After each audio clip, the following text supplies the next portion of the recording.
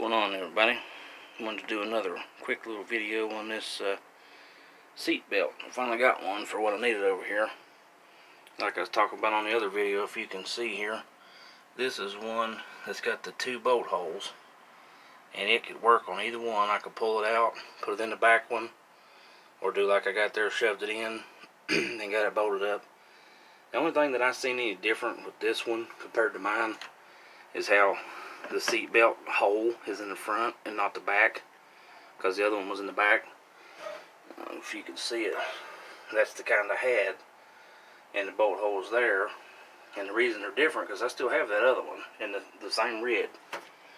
I had to replace the torque box under this, and that's where your little threaded nuts welded to, is on the torque box itself. And then of course I had to replace all this pan here as well, because of it was rotted out pretty bad.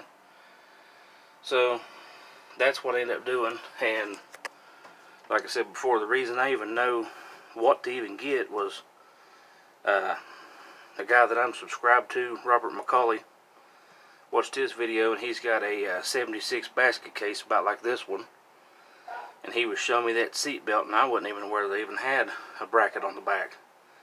And I knew then that that's what I needed.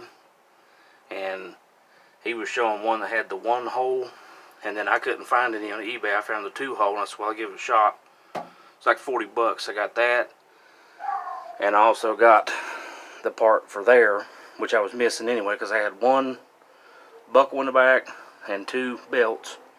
Then up front, I had the same thing. I had one buckle with both belts. But we got that one took care of. That'll work. That one's good. And got the rest of the stuff.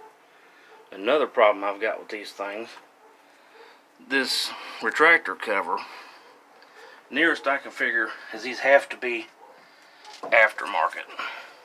Because I watched a guy putting some seat belts in a Camaro second gen. I think it was around a 79 model. And I assume he had the factory pieces, because his came all the way down behind this piece. Mine don't. Mine's a good almost 2 finger gap right here. And that's going to look like crap when you get a headliner in. And then plus, if you can see, it doesn't even go back to the rear windshield trim. It's 3 inches from it probably. And then you can see the gap I'm talking about there. And the guy that I was watching, his actually sat down behind that panel and sat all the way back to that, and he had a hard top. So I assume that those are aftermarket, and that's why they're like that.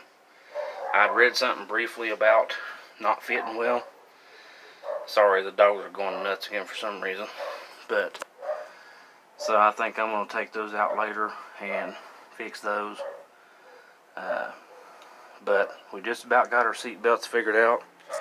Don't really need them right now, we're not driving, but of course they're red, and I plan to just dye them.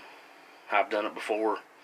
That's what I was going to tell Robert was, he had some that were real bad sun faded on the outside, and you can get like the duple color or the VHT vinyl and fabric dye and spray these and bring them back.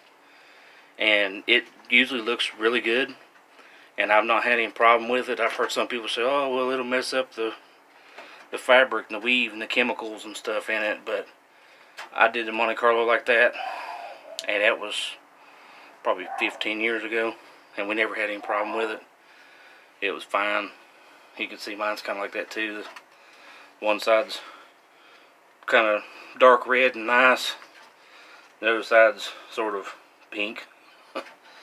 And so that's one thing I was going to say was, you know, that's always a possibility. These panels, I don't know what color they were, but I painted them black. Those, everything. I mean, I've dyed everything. I've done it plenty. Done seats, done seat belts. So that's always a cheaper option if you guys need to. You can get some spray dye. I've done carpets, cloth seats, vinyl seats, don't matter. So hopefully we got that took care of, and like I said, we'll bring you guys back for more when we get it.